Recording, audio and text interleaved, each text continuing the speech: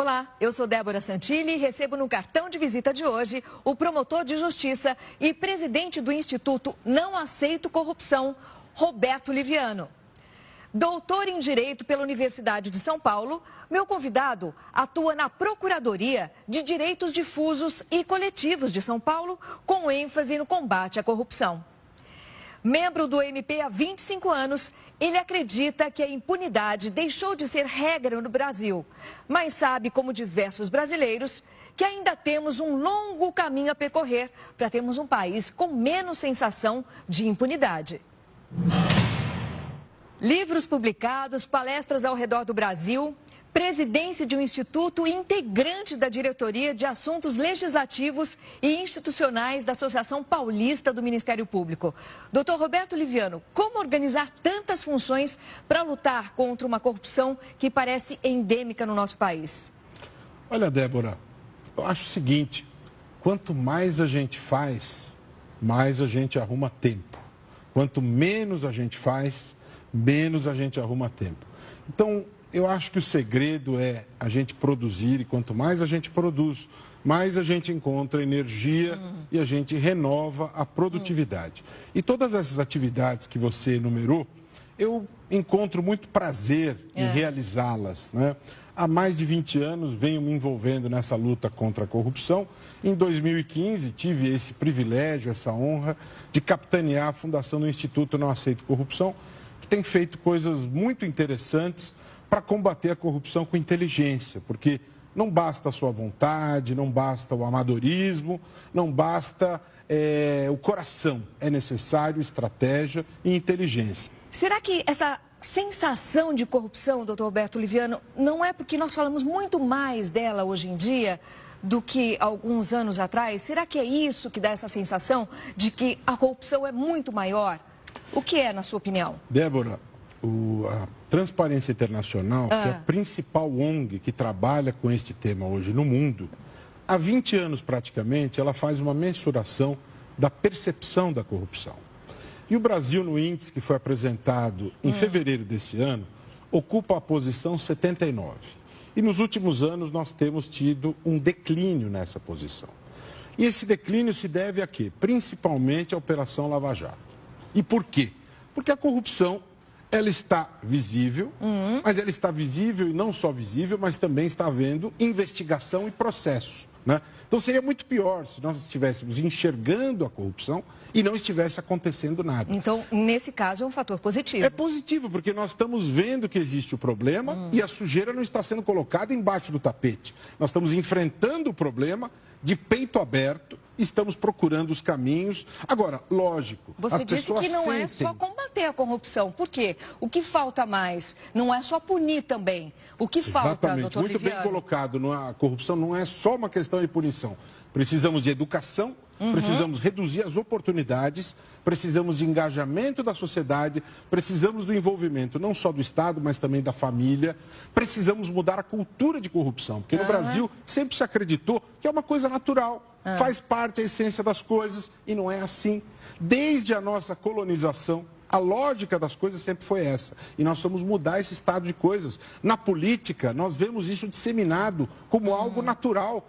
Isso precisa mudar. As pessoas precisam ter muita responsabilidade na escolha dos representantes, no executivo, no legislativo, buscar a história dessas pessoas, buscar gente honesta, íntegra, com compromisso em relação aos projetos, para fazer uma representação e buscar o bem comum. E como falar em educação para uma população que tem carência até de saneamento básico, doutor Liviano? Você tem toda a razão. Isso é extremamente complexo. Agora, nós precisamos buscar os caminhos. Nós precisamos radicalizar em relação à educação. Por exemplo? Veja só, Coreia do Sul é um exemplo que eu gosto sempre de usar quando falamos em educação e falamos de corrupção. Por quê? 30 anos atrás, a Coreia do Sul vivia uma situação muito semelhante à nossa. Houve um investimento maciço em educação. Lá foi aplicada a ideia da educação em tempo integral. Hoje, se você verificar, O padrão de controle da corrupção na Coreia do Sul melhorou muito. Aliás, recentemente foi afastada do poder a presidente da Coreia do Sul, foi presa a presidente de uma grande empresa multinacional. Por quê? Porque o sistema funciona. Hoje o padrão de controle da corrupção lá é bem melhor, os índices sociais melhoraram. Por quê? Investimento maciço em educação. E mesmo com a progressão continuada em escola pública? Essa é a palavra-chave, Débora. Se for fazer um investimento para melhorar a questão da corrupção no Brasil, eu faria em educação.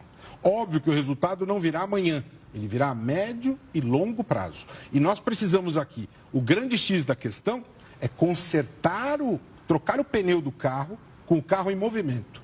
E isso é muito complicado. Não dá para parar o carro. Se parar o carro, nós vamos ter problemas gravíssimos. Isso é muito complicado, mas não tem jeito. Se a gente parar o carro, as coisas desandam. Então tem que fazer tudo ao mesmo tempo.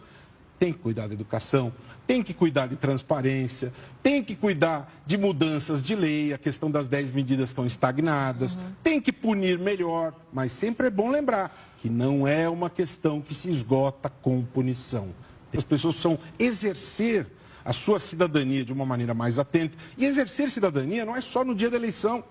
A eleição não é uma festa. Eu já vi, me lembro, as pessoas falavam, eleições, a festa da democracia. Não é verdade. Eleição é seriedade. Não é festa coisa nenhuma. É coisa muito séria. Tem que ser trabalhado isso com muita seriedade. E a grande responsabilidade vem depois da eleição. Fiscalização. E para mudar esse cenário, o que o Instituto que você preside tem feito a respeito, doutor Liviano? Muitas coisas, Débora. O Instituto ele tem basicamente 4 eixos de trabalho, 4 principais categorias de ação.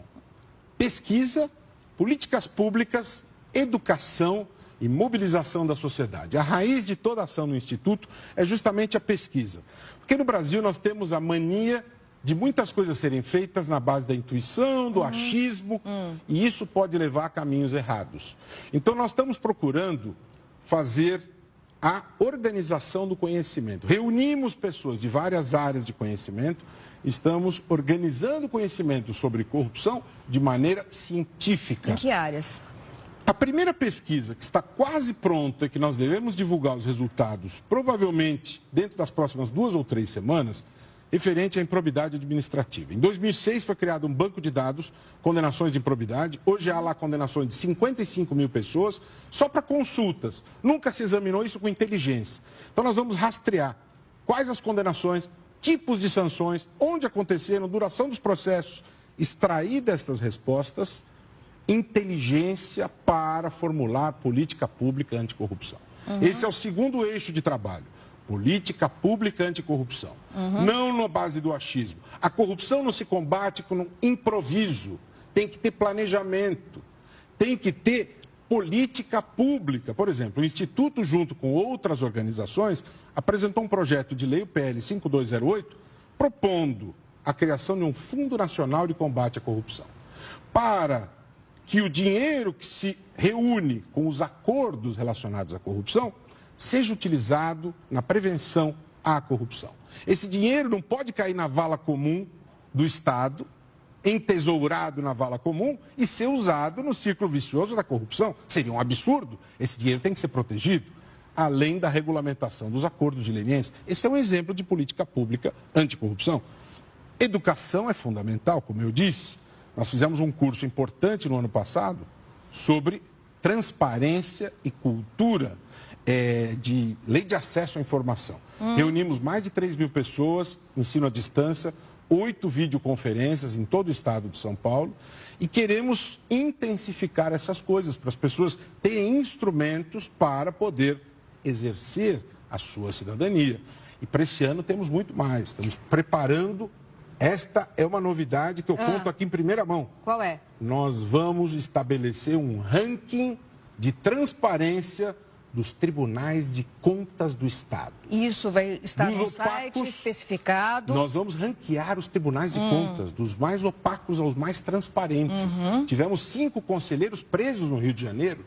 Os tribunais de contas precisam ser transparentes. Então nós vamos jogar luz sobre o que acontece nos tribunais de contas. Agora, em nome de um país jovem, em nome da democracia, muitos dizem que isso tudo é justificado, toda essa corrupção, esses desajustes. Você acredita nisso, doutor Liviano? Olha, eu não acredito que a corrupção se justifica, Débora. Corrupção não se justifica. A corrupção é a subversão do equilíbrio das coisas. A corrupção significa o desrespeito à regra do jogo. Ela é inaceitável. Eu costumo dizer, inclusive, houve um debate recente sobre a questão do Caixa 2. Caixa 2 é gravíssimo. É crime, é golpe. Caixa 2 eleitoral significa desrespeitar brutalmente as regras do jogo eleitoral. Por que existe direito eleitoral? Para que as pessoas que disputam uma eleição respeitem, com igualdade de condições, as regras da disputa. Todos, em condições equilibradas, disputam uma eleição e vence aquele que apresenta as melhores propostas para o bem comum.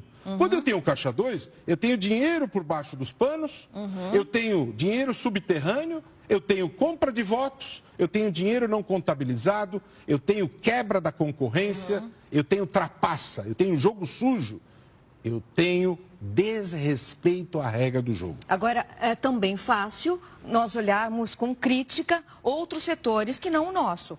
E para o Ministério Público, qual é o olhar específico? Pode existir corrupção dentro do Ministério Público, doutor Liviano? Débora, infelizmente existe. Graças a Deus, numa medida pequena. Mas o Ministério Público é uma instituição composta por homens e mulheres, guerreiros, lutadores, jovens há mais tempo, né?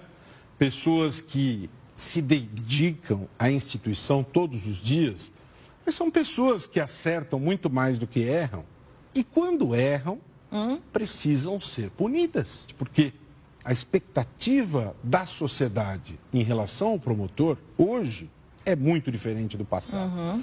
Não basta aquele indivíduo que conhece a lei, aquele indivíduo que escreve bem, não é suficiente.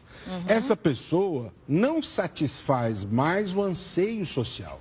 É necessário a pessoa que seja atenta, cuidadosa, sensível no atendimento ao público, que saiba dirimir os conflitos, que saiba mediar um conflito.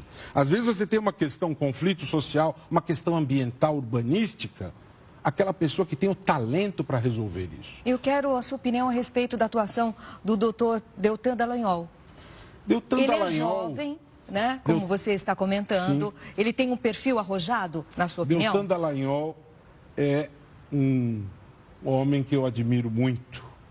Um homem jovem, de 37 anos, ingressou no Ministério Público com a mesma idade que eu, 23 anos, mestre por Harvard, e mais de uma vez eu tentei me comunicar com ele de madrugada, e ele estava trabalhando. Portanto, nós brasileiros devemos muito a ele, porque ele se dedica diuturnamente à defesa da sociedade. Deltan é um homem devotado ao Ministério Público, se dedica ao patrimônio público, à defesa do patrimônio público, e é um homem seríssimo. E não há sombra de dúvida que o trabalho que ele faz como coordenador da Operação Lava Jato é um trabalho que mudou a história da justiça no país. É um ponto fora da curva, porque instituiu um novo parâmetro do combate à corrupção no Brasil. E isso não sou eu que estou dizendo.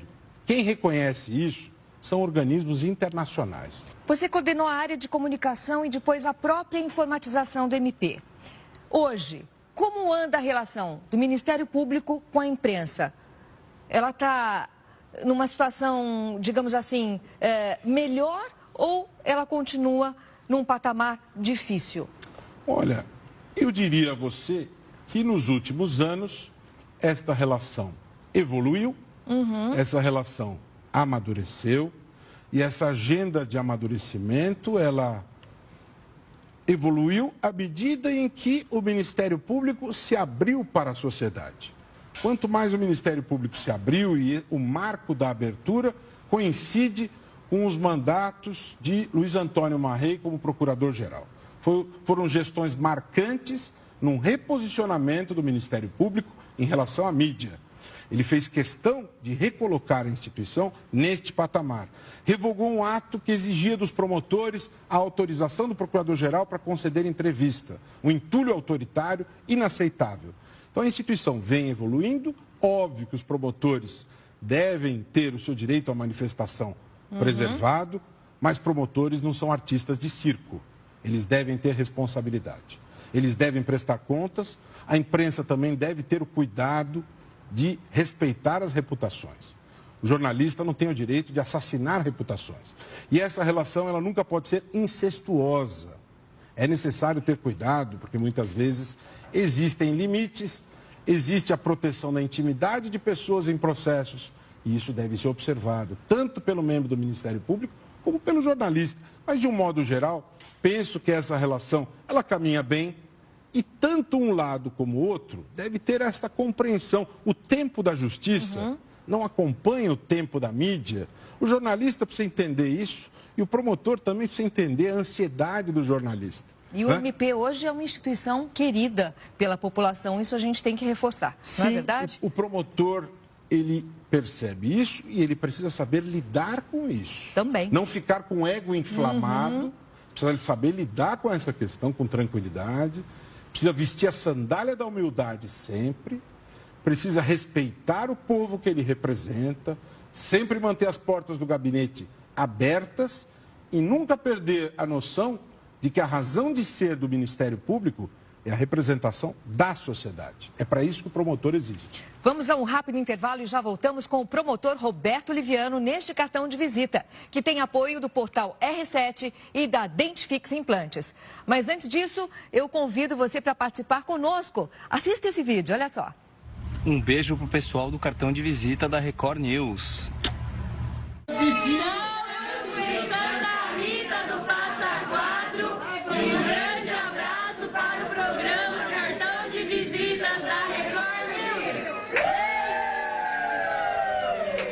Mande você também o seu.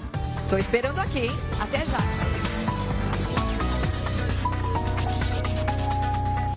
Olá, eu sou Débora Santilli e estamos de volta neste cartão de visita que recebe hoje o presidente do Instituto Não Aceito Corrupção e promotor de justiça de São Paulo, Roberto Liviano. Antes disso, quero fazer também um agradecimento à Record Internacional. Bom, doutor Liviano, você tem 2 filhos, o Rodrigo e a Lígia. E hoje nós percebemos muitos jovens de classe média querendo ir embora do país. Como é que você vê isso? Com muita tristeza, né? De fato, eu percebo isso, sinto isso e espero que nós tenhamos tempos mais promissores, mais alvissareiros, com recuperação da economia, com sinais mais otimistas nos mais diversos planos e que isso se reverta, né? Isso não é geral, tem muitas pessoas que pensam e se posicionam de maneira diferente, mas é fato que muita gente pensa assim, né? Sonha em viver fora do Brasil, faz essas suas projeções, etc, etc. É um direito que as pessoas têm, né? As pessoas têm o direito de sonhar, são livres, né? E faz parte das liberdades individuais, né?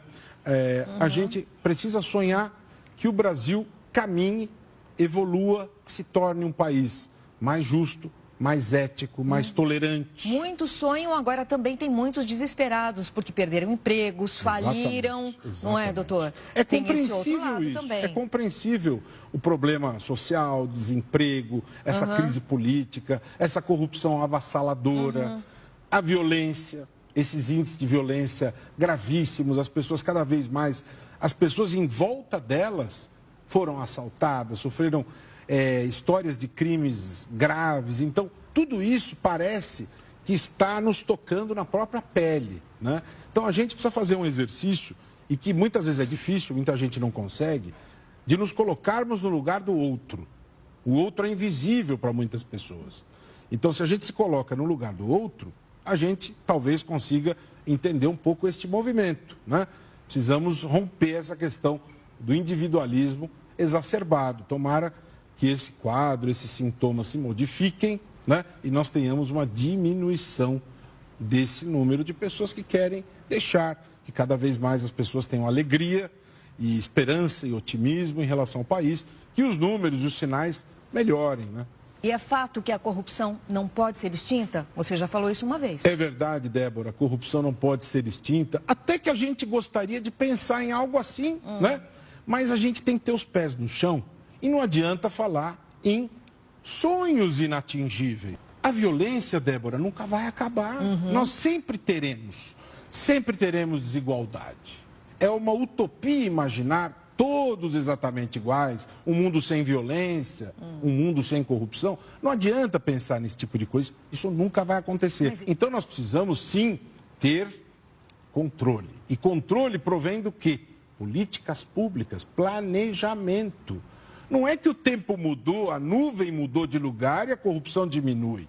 Não é que a chuva caiu e você tem menos ou mais corrupção. Isso deriva de planejamento. Aproveitando, muitos dizem que o Ministério Público demoniza os políticos. Isso é verdade? Não é verdade, Débora. E é muito bom você perguntar isso para se esclarecer. A política é importante e passa por tudo, está presente em tudo. Nós precisamos do Poder Legislativo, precisamos dos deputados, dos senadores, precisamos do Executivo, precisamos de pessoas bem intencionadas nesses lugares. Precisamos respeitar a legitimidade que essas pessoas têm, derivada do voto que elas receberam. O Ministério Público respeita estas pessoas e o Ministério Público não pode e jamais demonizará. Há um respeito em relação a essas pessoas. Agora, aquelas que transgridem a lei precisam ser responsabilizadas. Essa é a missão do Ministério Público.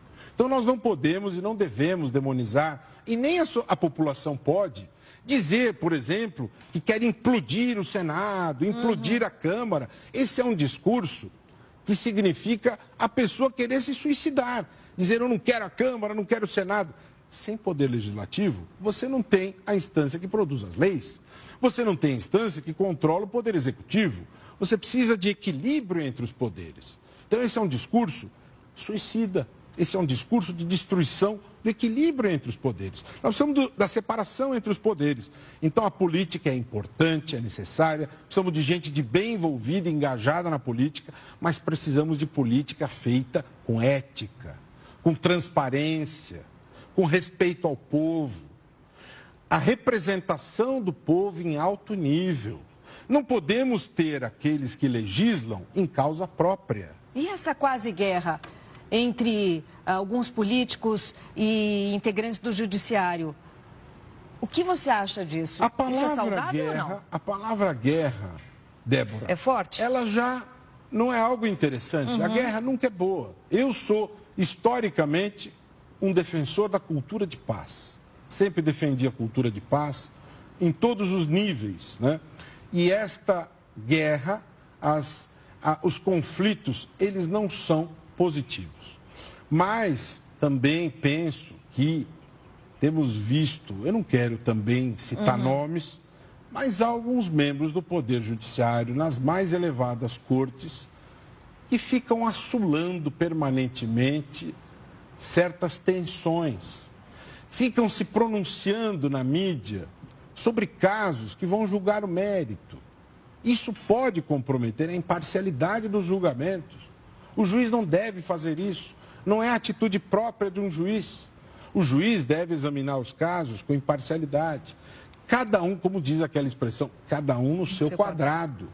Quando você tem invasão de órbita das outras posições, isso não funciona. Falar que fulano de tal teve uma atitude juvenil, para um pouquinho, vamos respeitar as pessoas.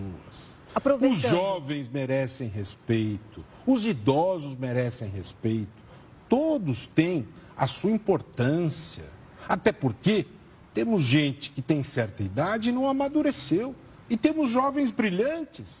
Aproveitando, no seu combate à corrupção, eu quero saber de quem você gostaria de receber um cartão de visita, doutor Liviano. Olha, eu gostaria de receber um cartão de visita de muitas pessoas. Eu tinha um sonho, Débora, sabe, de conhecer a Dinamarca. A Dinamarca, da última vez que eu estive aqui, eu já tinha essa vontade E no ano passado eu tive a oportunidade de conhecer a Dinamarca. Porque a Dinamarca, por 5 anos seguidos, ocupa o primeiro lugar na lista da Transparência Internacional como o país mais transparente. E estive no ano passado lá e conheci a capital da Dinamarca, Copenhague, e fiquei impressionado e pude entender uma série de coisas, porque funcionam tão bem. Eu não estou personificando indivíduos, mas as relações, o jeito como as coisas funcionam, né? As instituições funcionam bem, sabe? Há um respeito ao cidadão, tá certo? Os serviços públicos funcionam bem, existe transparência, existe respeito. Eu tive até uma situação que eu vivi, eu fui numa loja e eu me equivoquei ali na hora de fazer uma conta, em relação ao pagamento de uma compra. E aí eu saí da loja, andei um pouco, aí eu me dei conta que eu tinha errado e voltei na loja, né?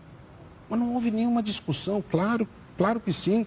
O vendedor me devolveu o dinheiro e um sorriso. Não houve nenhuma contestação, não houve nenhuma discussão. Isso tem a ver com a cultura do país. Claro que sim, de respeitar as pessoas, de acreditar na palavra das pessoas. Meu cartão de visita vai para esse senhor dinamarquês, cujo nome eu não sei, pouco importa o nome dele, mas é um indivíduo que representa esta atitude íntegra, esta atitude correta, leal, de respeito às pessoas. Agora, doutor Liviano, de quem você gostaria de receber um cartão de visita? Olha, me vem à cabeça 2 pessoas. Uma está entre nós, a outra não está mais entre nós. A que não está mais entre nós é a que eu mais gostaria de receber, que é Nelson Mandela. A que está entre nós é Barack Obama. Tá?